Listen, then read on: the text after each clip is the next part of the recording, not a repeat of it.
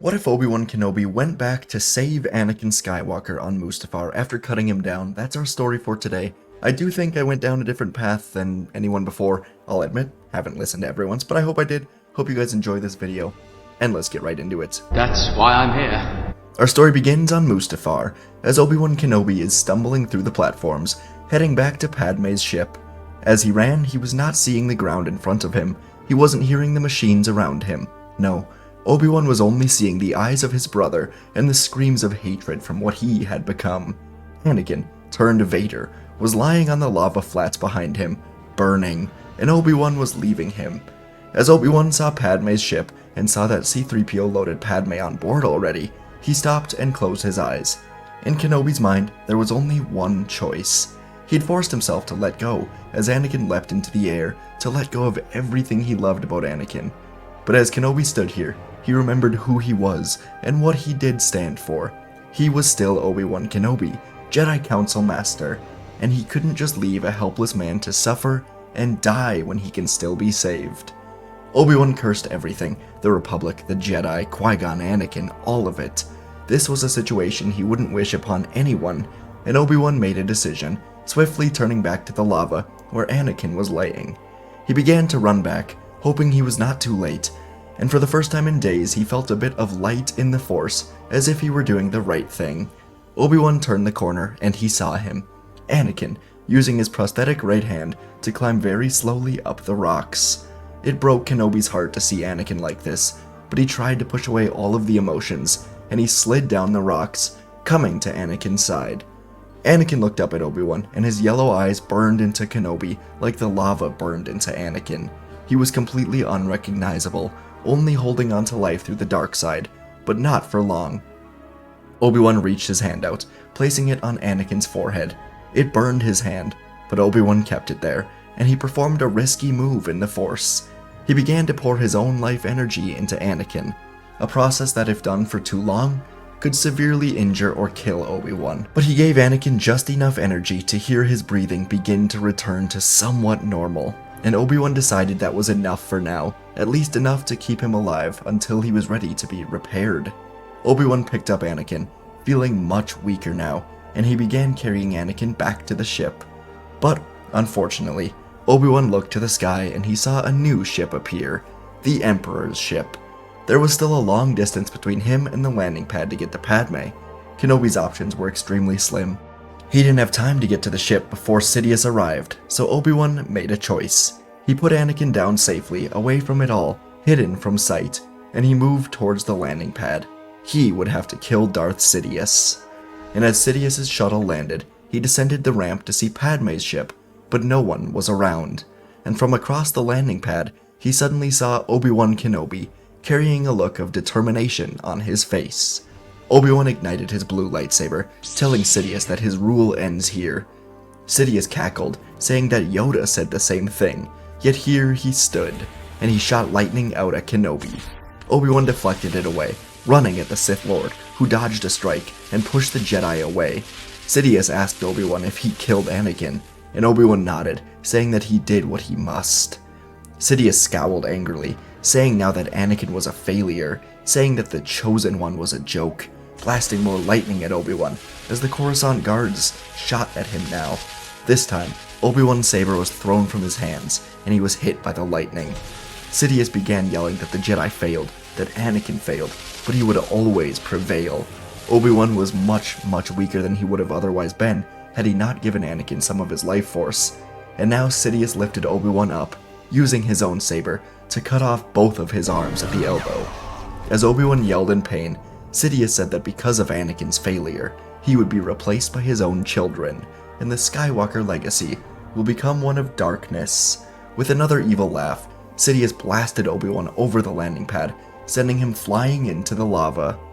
Sidious watched him fall, then boarded Padme's ship, taking Padme with him and leaving Mustafar.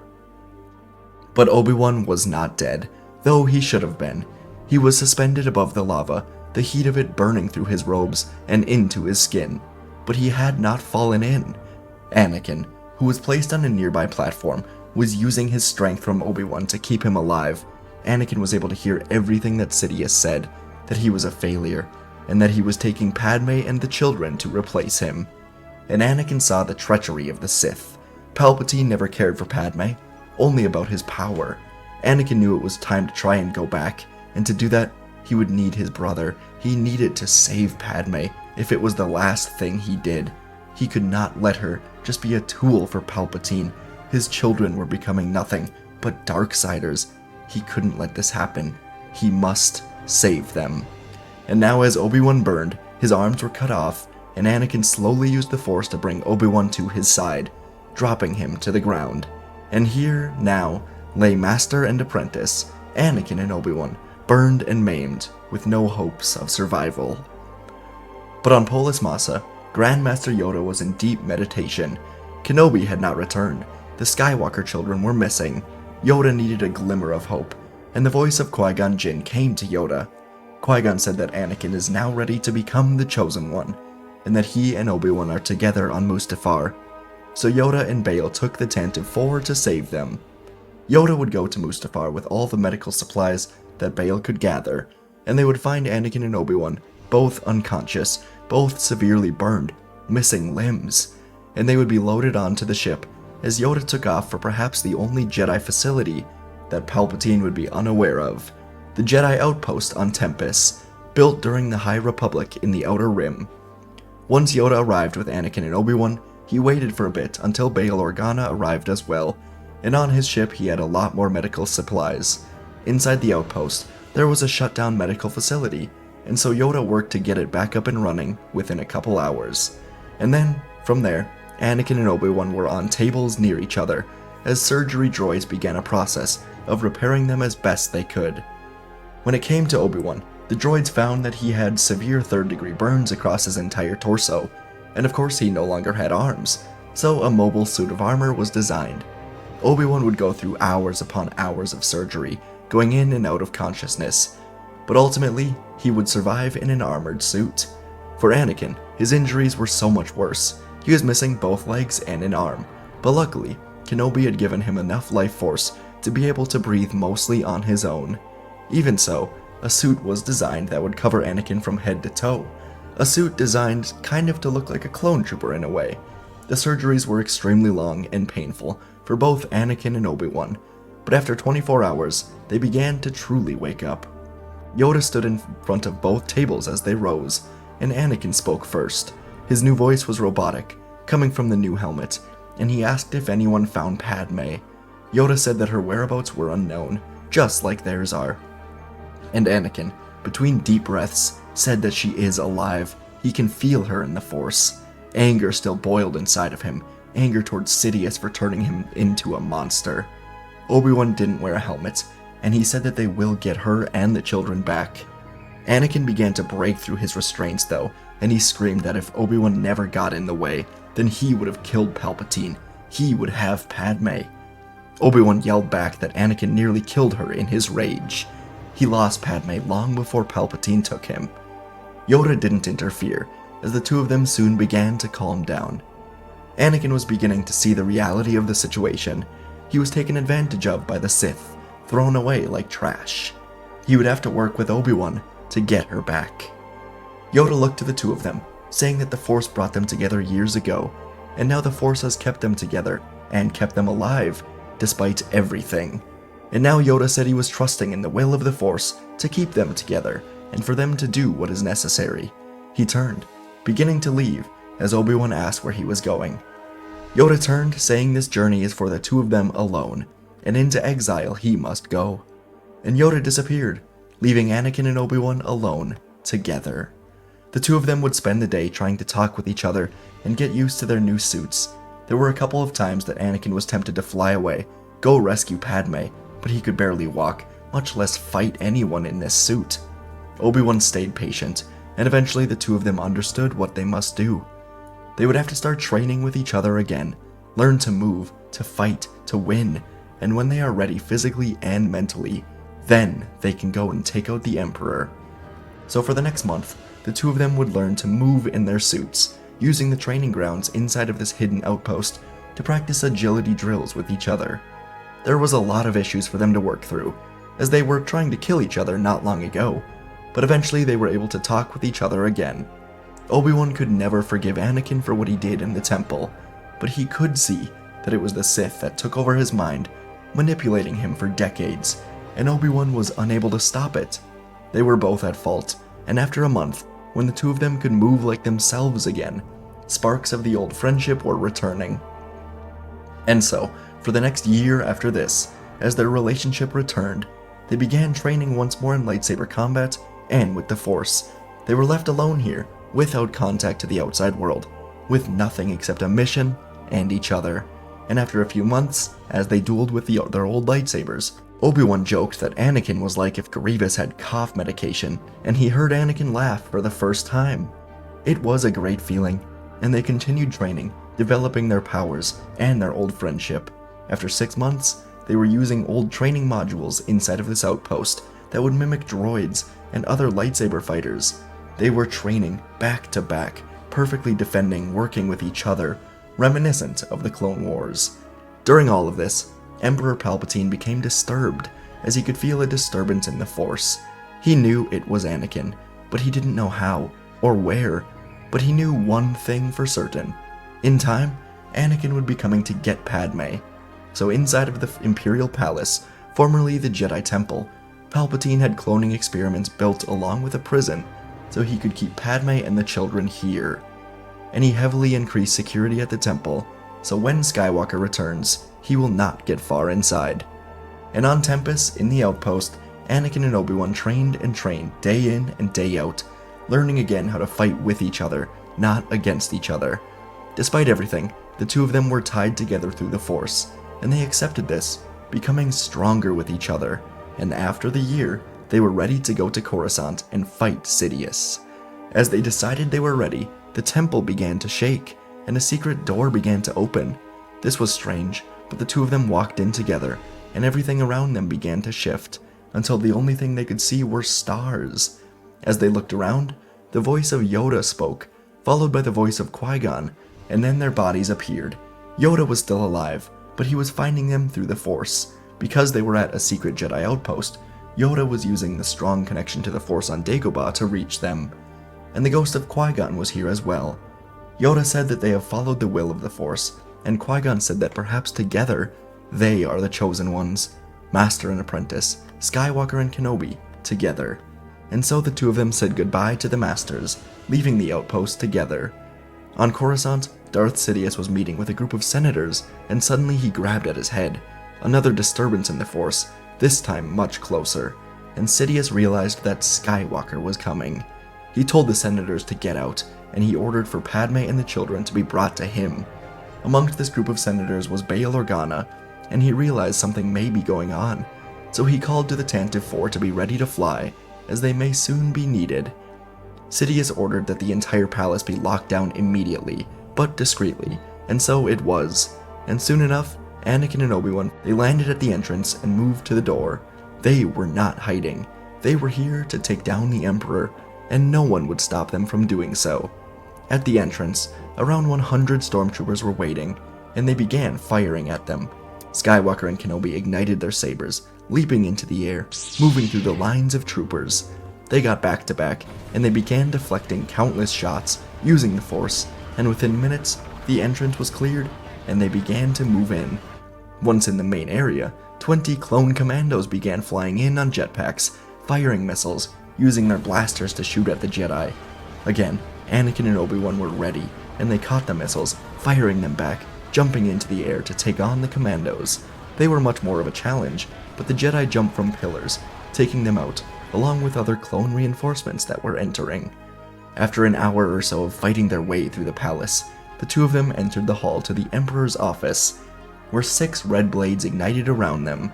The Grand Inquisitor and 5 other Inquisitors were here, waiting, and they told Skywalker and Kenobi they made a great mistake coming here. Anakin said he doubts that very much, and so the two of them ran at the Inquisitors. Anakin surged forward, with a whirlwind of strikes, his saber moving with power that shocked the Inquisitors. Beside him, Obi-Wan's focus remained strong, his connection to the Force guiding his every move. In a display of moves together, Anakin and Obi-Wan struck as one, exploiting a momentary opening in the defenses. They unleashed a barrage of devastating strikes, overwhelming the Inquisitors one by one, and the Inquisitors fell before the unstoppable onslaught of Anakin and Obi Wan, their red blades extinguished, as they were outmaneuvered and outmatched by their combined might of the Jedi. In the end, only silence remained in the halls of the Imperial Palace, as they looked to the door where Palpatine was. So together, they moved in, jamming their sabers into the extremely fortified blast door, melting it away. Darth Sidious waited, rather amused and impressed that somehow, of course, Skywalker and Kenobi survived. Kenobi was the thorn in his side for years, keeping Anakin away from him, and Anakin was back with him. It was poetic, really, but Sidious planned to end this nonsense today. The two of them entered, and Sidious smiled, welcoming them. Anakin moved in and gasped, as next to Sidious, on her knees in handcuffs, was Padme Amidala, and a small hovering cradle of sorts had two babies next to her. Sidious welcomed them, saying that once he discards of the two of them, he will kill Padme, and then raise the children as the first of the next generation of Sith. Without hesitation, Anakin and Obi-Wan reignited their sabers, casting a glow across the chamber, as they prepared to face their ultimate enemy. The Emperor's lips curled into a twisted smile, as he unleashed a barrage of lightning, the crackling tendrils lashing out towards the Jedi with deadly intent. Anakin and Obi-Wan moved in unison, their lightsabers a blur of motion as they deflected the lightning. And unaffected by this, the Emperor pulled out his own dual red sabers. Anakin and Obi-Wan now fought with all the skill and determination that they possessed, their blades flashing with intensity as they pushed back against the powers of Sidious. But the Emperor was relentless, his mastery of the dark side unparalleled. With a flick of his wrist, he soon was able to send Anakin flying across the office. Sidious then turned to Obi-Wan, hitting him with lightning as he fell near Anakin. But they regrouped, looking out the window to see Bail Organa's ship, the Tantive 4, approaching in the distance. With a silent nod and a new escape route, they renewed their assault, their lightsabers flashing with renewed power as they pressed the attack against the Emperor with all the strength and skill they could muster. In a final desperate move, the Emperor lost both sabers. He couldn't believe it, but he unleashed a pure wave of darkside energy in a power called Force Blast. It was his last resort. The sheer power of his attack threatened to kill them all, but Anakin pushed in, stabbing Sidious through the heart as he unleashed this violent attack. The Dark Lord gasped, then smiled, which sent a chill through Anakin, as he said that if he died, then they will all die. And Sidious unleashed all of the power inside of him into this Force Blast. He was disintegrated, but he sent an explosion through the room. It didn't hit Padme or the children though, as Anakin and Obi-Wan now stood next to them, using all of their power to keep the explosion away. Anakin looked to Obi-Wan, telling him they can still save Padme and the children, together. Obi-Wan nodded with a soft smile, telling Anakin the Force is with them. And so, as Obi-Wan held the explosion at bay, Anakin let go of it, using the Force to guide Padme and the children out of the window and into Bail Organa's open hangar. Padme looked back at Anakin, smiling warmly, and Anakin was at peace. The Imperial Palace shook under the explosion and began crumbling to the ground, and the explosion consumed Anakin and Obi-Wan as it collapsed, perhaps signaling the end of the Empire, as the Jedi died, sacrificing themselves for the future. A few months later, the Empire was taken down from the inside, with everyone competing for power. A clone rebellion combined with citizens rising up after Palpatine's death would end the Empire quickly, and Padme Amidala would take over as the new Chancellor. For years, she would rule the New Republic, and her children would train as Jedi. They would not have a living master. Instead, they would be guided by Anakin and Obi-Wan as Force ghosts. The two of them were granted eternal life after their sacrifice, and together, they guided the children for decades as they started the new Jedi Order. And folks, that is where our story ends. I really wanted to do something different with this. I don't think I've kind of done a What If Anakin Was Saved on Mustafar. It was much different than this, but I wanted to, there's the path I could take, which is Obi-Wan just bringing Anakin to, Polis Massa, and eventually Anakin just joining the fight to take down the Emperor. But I wanted to do something a little different, where Obi-Wan goes back to save him, Palpatine arrives, and they both end up burning, getting suits together, just kind of parallel their lives, make it seem like they're stuck together, like they just can't get away from each other. Skywalker and Kenobi, and yeah, they die together as well, so Let me know what you thought of this. I really enjoyed it. Hope you did as well. And then the two of them training Luke and Leia after death. Yeah, I think it's one of my more fun stories, so let me know if you agree. Thanks for watching, and I'll see you in the next video.